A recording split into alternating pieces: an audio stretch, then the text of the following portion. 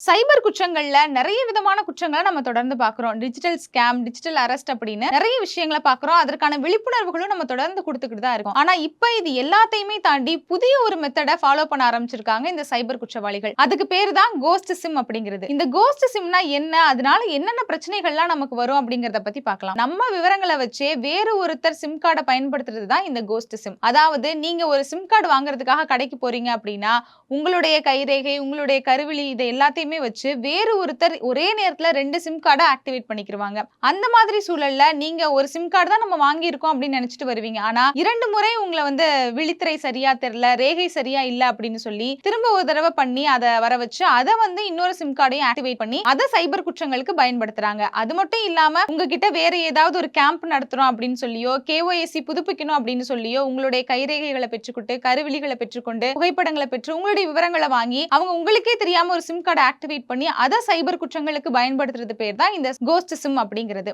இப்போ இந்தியாவ பொறுத்தவரைக்கும் இந்த கோஸ்ட் சிம் அப்படிங்கிறது ரொம்ப அதிக அளவுல பயன்படுத்தப்படுறதா அரசு அதிகாரிகள் சொல்றாங்க. இப்ப கிட்டத்தட்ட பார்த்தோம் அப்படின்னா ஆந்திரால நடைபெற்ற இந்த சோதனையில 1500க்கும் மேற்பட்ட கோஸ்ட் சிம்கள கைப்பற்றி இருக்காங்க. 66க்கும் மேற்பட்டவங்கள அரெஸ்ட் பண்ணவும் செஞ்சிருக்காங்க. இந்த கோஸ்ட் சிம்கள பெறக்கூடியவர்கள் எந்த மாதிரி குற்ற செயல்கள்ல ஈடுபடுறாங்க அப்படின்னா, இந்த கோஸ்ட் சிம்ம வெளிநாடுகள்ல போய் இணைய குற்றங்கள அதிகமா செய்யக்கூடிய அந்த டீமுக்கு இங்க இருந்து அனுப்பி வைக்கிறாங்க.